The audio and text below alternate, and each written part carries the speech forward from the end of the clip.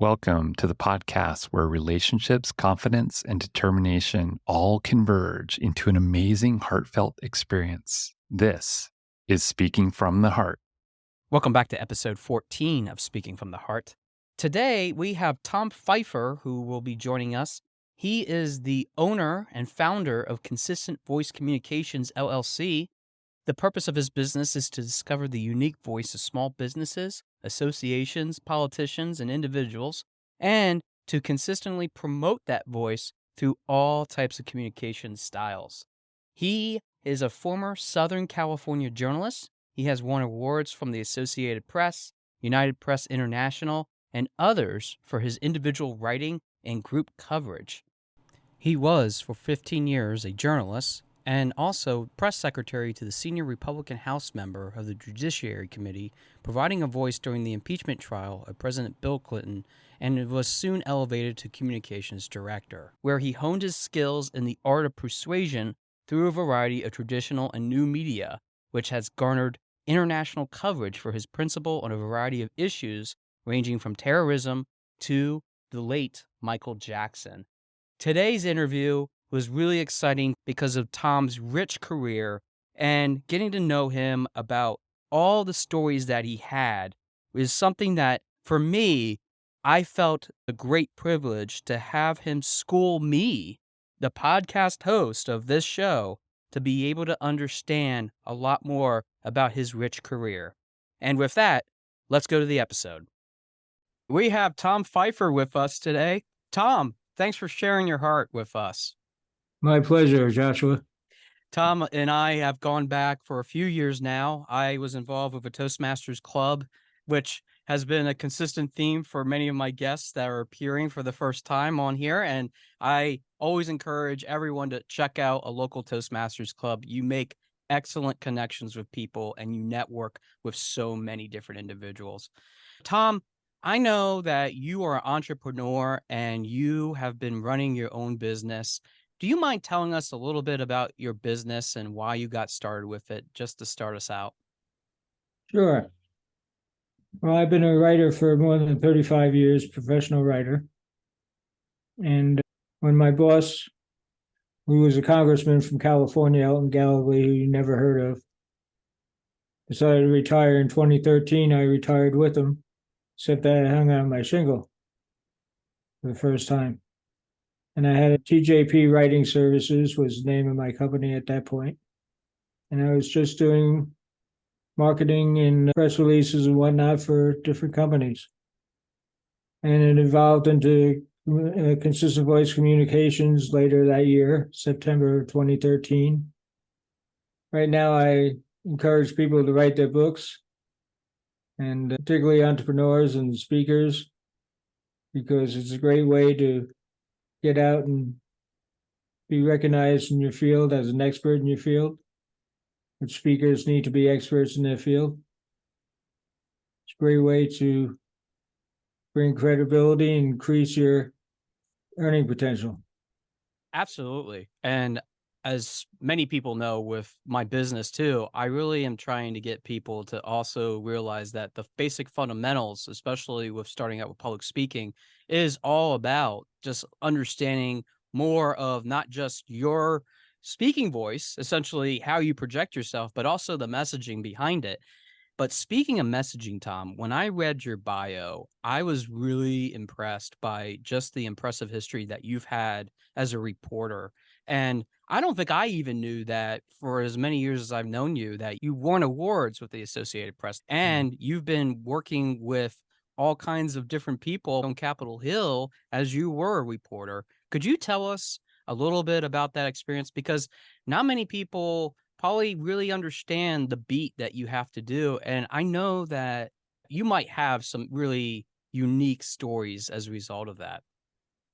I think I do. I was the kind of reporter who made friends with the janitors and the secretaries and whatnot, knew their names, knew their kids, knew their husbands' names, and knew their birthdays, and paid off one time when the chief of police shot himself in the butt one weekend. I was on vacation. Wait, an officer actually shot themselves in the butt? Chief of police. Wow. That is hilarious. Go on. I'm sorry. Well, I thought it was hilarious too, particularly since one of the lower rung people in the police station, when I came back from vacation, ran up to me and said, "Where the hell have you been?" I said, "I've been on vacation." "Why?" She goes, "Come here." She pulls me over the side. She whispers to me, "They have a press release ready, but they're not going to give it to you unless you ask for it." I said, "What press release?" She said, "The boss shot himself in the butt over the weekend." I marched into the PIO's office and got this big grin on my face, and I said, "I understand you have a press release for me." And that was a fun story. I bet. I bet you got a lot of reactions out of that one. It's like, I got the scoop. Literally. But I'm curious too. You said that you made friends with the janitors and secretaries. Now, let's put this in context. I know that for some people, they're probably scratching their heads and thinking, why would you ever make friends with people like that? Because I know for a reporter, because I studied journalism in college, you try to get the scoop wherever you can, and it's all about who you know and the connections that you make. Why the janitors? Why the secretaries? Because they know what's going on. I grew up in a blue collar family, so it comes naturally to me to be friends with these people. They're my kind of people. And when something happens in their company, they want to feel important too. And if you're friends with them, they want to tell you what's going on. And that's how I got the scoop over the Los Angeles Times and the Los Angeles Daily News. Our little podunk Senior Valley Enterprise got the scoop on the story because I had friends in low places. When you were growing up, and you mentioned that your family at least brought you up in a blue collar situation, tell us a little bit about that. Was that something that really made an influence for you to enter into journalism? Was that a catalyst for you to get into that industry, that business? No, Well, hey, at least you're straight up with me about it. no, not at all. In fact, my aunt one time said, when I told her I was going to be a writer, she said, "Well, just don't be a journalist. Make me a promise you won't be a journalist." So I promised her I wouldn't be a journalist. Probably what killed her, but oh well. Well, if it wasn't for your family, then tell me a little bit about your dad and mom. I'm kind of curious as to how they nurtured you growing up and got you to at least move into this direction. Maybe not influence you, but at least move you. Well, they were against me going into the writing business because nobody ever made money writing. It was a laughable goal in my family was to be a writer because nobody had ever even gone to college in my family. Oh, wow. They didn't nurture me to be a writer. They nurtured me to grow up and do what I wanted to do. But When, oh, go ahead. I'm sorry. but writing was not in their top goals for me. They wanted me to be a lawyer or a doctor or something that nature. Was there something that you read that maybe influenced you to be a journalist, or was there other people that maybe inspired you to enter into the field? I know for myself, I could easily say that my parents were also a big detractor for me to not go into the direction I did, which was have a political science degree, do all this. I had the aspirations too of wanting to be a lawyer, but I completely shifted gears after the Great Recession of 2008. I knew that that wasn't going to be a viable career path.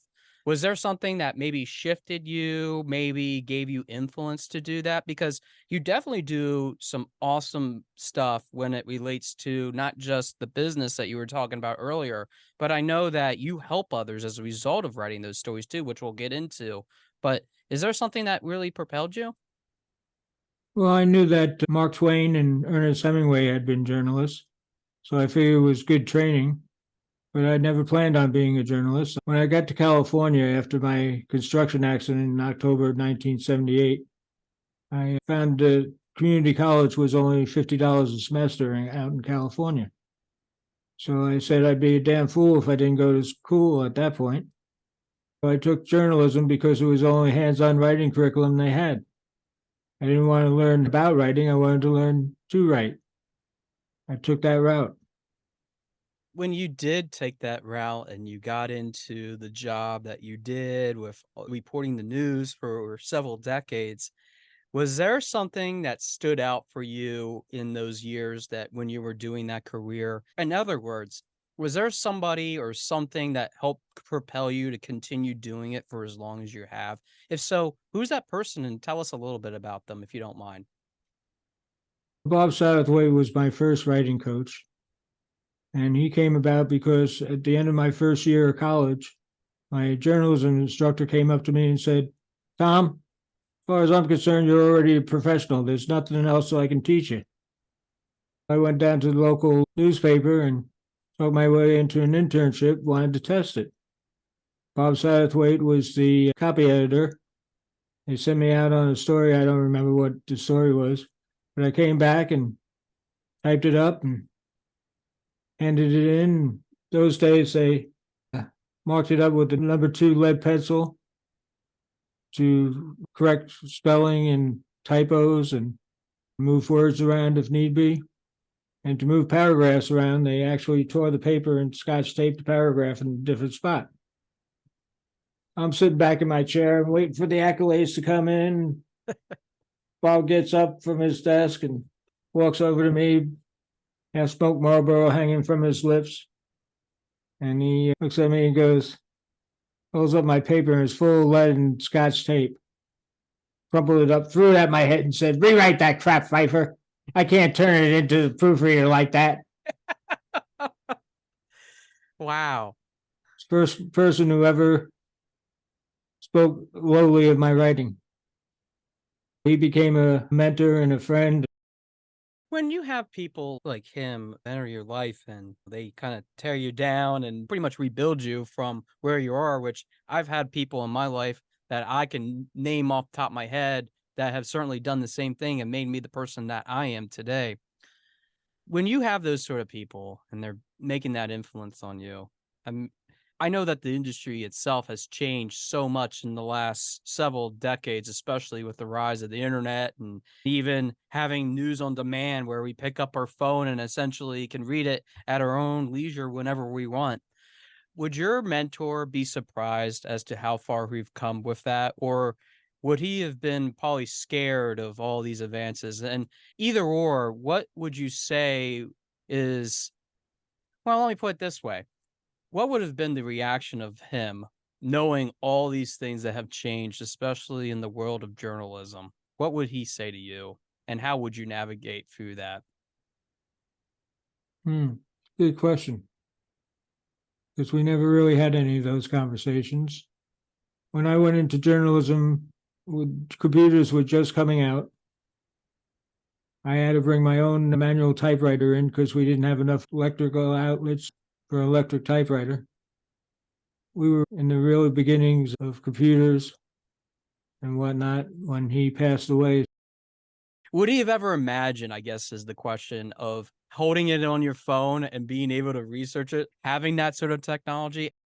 Even if you don't know the answer as to what he might thought of, would you have ever thought, even as you were growing up in the journalism industry, seeing what we see today as just having so many news stories on hand?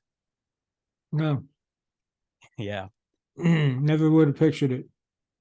I think so too, especially myself. I think that it's usually very tough to conceptualize that we would have never ever had this much information at our hands.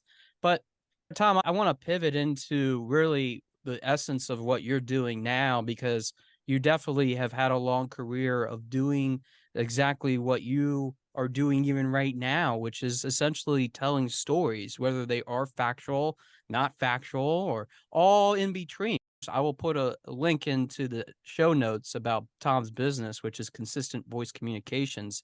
Tom, as a business owner and somebody that works with clients specifically relating to working on their story, what's one piece of advice that you typically give to someone that starting out, they have no idea where they want to go with their story or what their idea is of a story? What is usually your first step working with them? My first step working with them is to try to figure out what they have to say and what's important to them. And you ask questions and you ask questions and you ask questions until they have it clear in their own mind what they want to write about. It's not up to me to tell them what to write about. It's up to them to figure it out on their own. But I can ask a lot of questions and lead them to where they want to go. Is there a process that you walk them through other than maybe showing them what they are essentially developing on their own? Is there something that you help them see when they're bringing you that idea or they're bringing you that concept that they want to write out as a story? Well, let me ask you this. What's your first book on? Good question. I've been playing that around actually in my head, and I'll even let the audience know that one of the first things that I hope to write about at some point is about the stories that I've had growing up as a kid and leading up to where I'm at now, being an owner and a podcast host. So I really want to get a lot more, not just my autobiography, but I want to have it so that there's lessons built into it so that people can relate to them because I think that's really important to have lessons relating to the mini stories that I want to write up. Right. You need to have a point. How do you flush out a point with somebody? What's your process with that?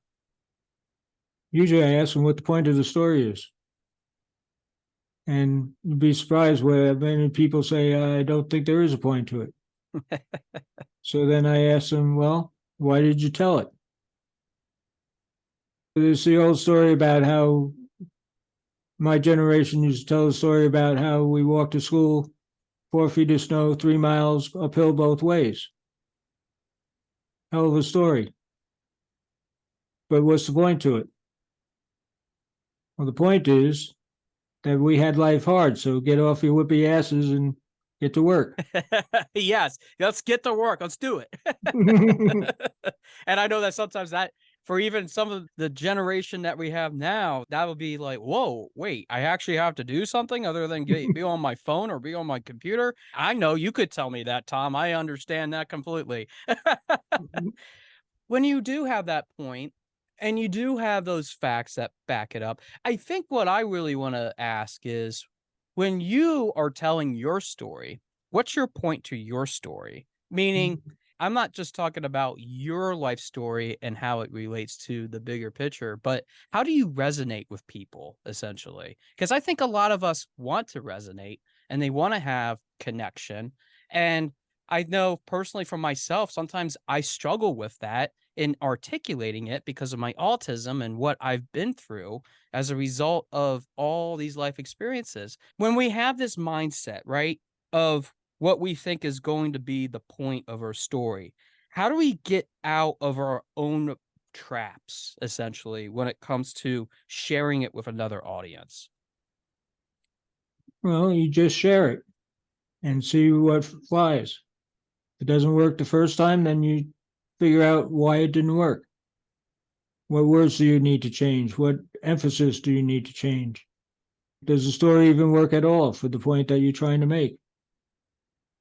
It's a trial and error. Everything in life is trial and error. Yeah. That goes with the speaking and storytelling business. Speaking of the storytelling business, being that you've been involved with it for so long, as I've mentioned repeatedly now, I want my audience to know and really drill down that you have a lot of knowledge that you can impart. I really want them to know this, and that's why I keep emphasizing it. But with that said, I know that you probably have worked with a lot of people over the years, and maybe even more particularly with your business. And without getting into any names or anybody that maybe you don't want to disclose, tell me about somebody that you've worked with that you have seen tremendous success with and why? Why was that a success story? My publisher, Wayne Lee, was a tremendous influence on me. He's also a great mentor, no nonsense Texan. When I was working for him for about 3 weeks, ran into him in the bathroom and he's washing his hands and he stares at me through the mirror and says, "I like working here, Pfeifer." I said, well, I like it just fine, Wayne. Think I'm doing some good stories and having a good time at it. And he says, turns to me, he's wiping his hands off, and he looks at me and he says, well, if I was a younger man as honorary as I used to be, I tell you, I have a hard time working with me with my foot up your butt the way you spell. You ever hear of a GD dictionary? Wow. Wayne was a great influence on me, and still keep in touch with his daughter, who lives in Kansas now, has two grown kids. When you see people like Rain that have been really successful and have been able to take it to the next level where that career was, and before you worked with them and even after you work with them, do you get a sense of joy out of that in terms of not just the successes that they have, but do you feel that you have a little bit of a part of that? And when you feel that way, how does that make you feel? Because knowing that you have instituted and helped somebody to kind of move it from point A to point B, how has that shaped you into the Tom Pfeifer that I'm talking to right now? Let me give you a little anecdote about Bob Woodward. When I was working for Congress, Bob Woodward came to speak to the Republican Communications Association, which I was a part of because I worked for a Republican. And I walked into the room and he was the only one in there. And he gets up and he walks over to me, he puts out his hand and says, hi, I'm Bob Woodward. I said, well, I know who you are, but let me explain who I am because I doubt you very much you know who I am. That was an eye opener for me because he was real and he didn't expect that anybody actually knew who he was. Or he probably did realize that people knew who he was, but that was his way of disarming people. Mm-hmm. And it worked. You are pretty much a person in which not only have you worked with those individuals where like a Bob Woodward that are walking down the corridor and you think like, oh boy, they're never going to approach me like that. I'm just a nobody. I'm just here to get the story. Do you feel that nowadays, as we see this culture of political change happening, especially not to get into politics, but I'm kind of curious what your thought is about all the things that are happening in this world. And it seems like there's this tension about trying to get something done and to get a slash on the board for getting a point, essentially, for doing X, Y, and Z. Comparing it to where it was when you were even on the beat, do you think that things have gotten worse, gotten better, gotten maybe nothing's really changed? I think it's just more awareness of it. What do you say has been some of the biggest changes as a whole with just being able to talk and have an open communication? And that might even include having stories that go along with it. Do you sense that there's a shift happening? Oh, major shift. Started with Newt Gingrich. Mm-hmm. Newt Gingrich decided that the old boys network in the Congress was no longer going to work and we are going to have partisanship, and it grew ugly. Yeah.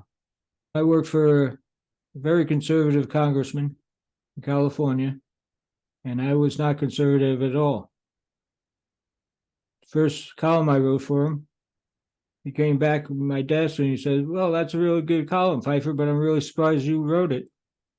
And I said, just because I wrote it doesn't mean I believe a word of it. We worked together for 15 years.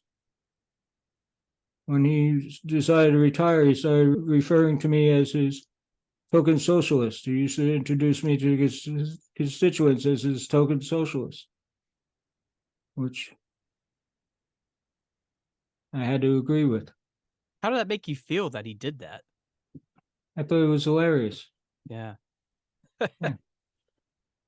Tom, we're almost at the end of our time, and I know that you are doing a lot of things as it relates to your business. So I want to give you a few moments to tell our audience a little bit about it as a whole, make your sales pitch to us about how we can reach out to you. Obviously, I'll put all this in the show notes, but I'll give you the last few minutes to tell a little bit about that. Sure, I'm a writing and speaking coach now. Certified speaking coach and been professional writer and editor for more than 35 years. I'm on a mission to have people write their books. Everybody has a story to tell, and there's somebody out there who needs to hear it. In the words of Mark Brown, the 1991, I believe, world champion of public speaking. You can connect with me through my website, yourconsistentvoice.com, or if you want to set up a 30-minute free, no obligation phone call with me to discuss your ideas, go to connectwithtom.com, or you can call me 540-823-6787. Thank you, Tom. And I have to say that I know that your career has been impeccable and that you are one of those people from a generation that is quickly fading. And I'm glad that I got to record this with you today because I think it's really important to know that there is a need for continuing to share our stories. And both the written form along with the oral form are both equally as important to be able to do that in a wide variety of different mediums. And you, sir, definitely have inspired me so much with many of the things that you have done over your career and what you have shared with me, even with our friendship that we've had. Thanks so much for taking some time with us today to share some of those experiences with us. And thank you for being on Speaking from the Heart. It's been really a great time with you. Thank you, Joshua. But I'm not going anywhere real soon. I hope you don't. And I will stress that more than anything else. Thanks, Tom. Thank you. I really enjoyed our interview with Tom. And Tom is one of those people that is going to give it to you straight and to the point. And that's what I really enjoyed about Tom's appearance on this show. Because for many of us, we often don't get that opportunity to meet people that have that influence over us so that we can learn so much about not only ourselves as an individual, but through the stories and through the aspirations that we learn as a result of all of that, we can garner so much information from that. Now, Tom is one of those people that I have known through a number of years because of Toastmasters and through his unique experiences that he's had through consistent voice communications, which for those that are really interested in working with Tom, I'm going to throw a link into the show notes. He will help you with getting that story, and he's done a number of workshops personally that I've been able to help him critique and evaluate and get him to the next level as it relates to that amongst a group of peers that are aimed towards the same goal. Tom, when you're listening to this, thank you for being here and talking through a lot of this with us. There are a couple of things that I really enjoyed about our talk that I just want to point out. It was one of the things that he said in the beginning that I really enjoyed and that resonates with me, and it made me think a lot about the times that I went through my early stages of working with the Commonwealth of Pennsylvania. And he said to know the janitors and the secretaries. I think that's an important lesson for all my professional people out there that have an established career, that are figuring out what's important, what is needed, what is absolutely important for all of us to be able to move forward from point A to point B. It isn't just about knowing the influencers. It's about knowing the people that know the people that get the scoop. And I love that Tom took advantage of that in his early days, especially with many of the mentors that he talked about throughout the show. And he really got to the heart of it when he talked about this important point of the janitors and secretaries. Because for me, if you don't have those relationships with people of all various backgrounds, it does create a big shift.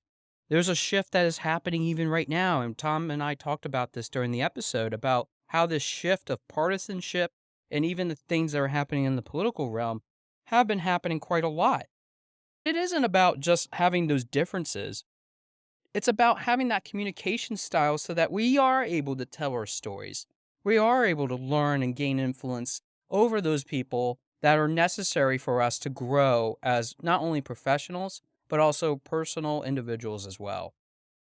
Tom reminds me of a generation that had to work very hard to get to where they were at. It was based on merit. Merit is something that you learn to attribute to all the things that you grow, not only as an individual, but also the things that you do as a person overall through the various tasks, whether they're repetitive or you're learning new things about the business that you're trying to enter into. The same sort of practice still happens today with apprenticeships. When you're talking about people that are electricians, they're working on plumbing, they're working on even the electrical grid of the United States, even beyond. Those are the people that help to drive the ingenuity and the processes that we get to enjoy even to this day. And it doesn't matter what your background is. It doesn't matter where you're coming from in terms of country of origin. It doesn't matter where your knowledge sits in.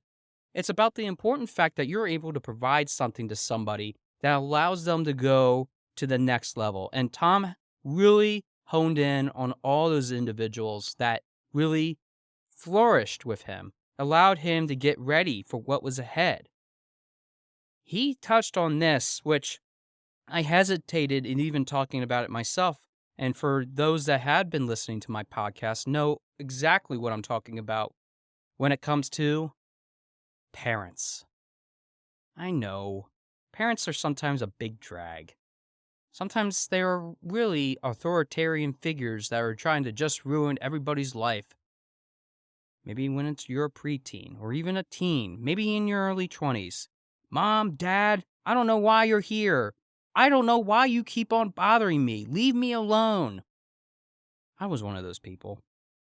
And I realized that influence isn't just based on our parents. It's about the people that we associate with. And I think for me, Tom talked about that for not just the reactions that he would get from being part of the room in which he was doing his work, but the work that he was doing was instrumental to communicating to a whole new generation that was coming up that would value the importance of the knowledge that would be gained from people that worked on the Hill, specifically Capitol Hill. And we all know that Capitol Hill is where a lot of deals happen. Deals happen for a variety of different reasons, whether they are to pass budgets, whether it's to move legislation to make things become a law. It is all the things that make democracy important for the foundation of our country, the United States. And even for those people that are outside of the United States, I know that it can be very challenging sometimes to even get cooperation from your own government when it comes to that. I know for even us, we have those difficulties here in the United States. But what makes this beautiful is that we have a voice. We have an advocate for that, and that is through our media. Tom defined a generation in which I know personally I am forever grateful for. Being an Alvernia University graduate myself, majoring in communications, specifically journalism, I had a professor named Dr. Mark DiPaolo who would teach those basics for me. And Mark was one of those individuals that flourished with that, with the use of technology, was rising during that time. Learning to be able to edit, learning to be able to be succinct, being able to run what was the school newspaper, the Alvernian, allowed me to be able to communicate to a generation myself, my own generation. And I think that's what is really important to understand, that there's no difference to what I've been through almost 18 years ago to what it is today. We still do that communication, whether it's through the various apps that we have on our phone, Facebook, Twitter, Instagram, Snapchat, TikTok, you name it, whatever's on your phone, we all have this variety of ways in which we communicate with each other. Tom set the foundation amongst a lot of different people, including Bob Woodward, which he talked about being able to meet when he was part of the press corps. Tom is somebody that I have been fortunate enough to realize that we are going to lose that generation, and we are going to need to learn very quickly about the importance of getting back on track on what's important to report. Here's my next report to tell you, almost like what the late Walter Cronkite would tell you every night.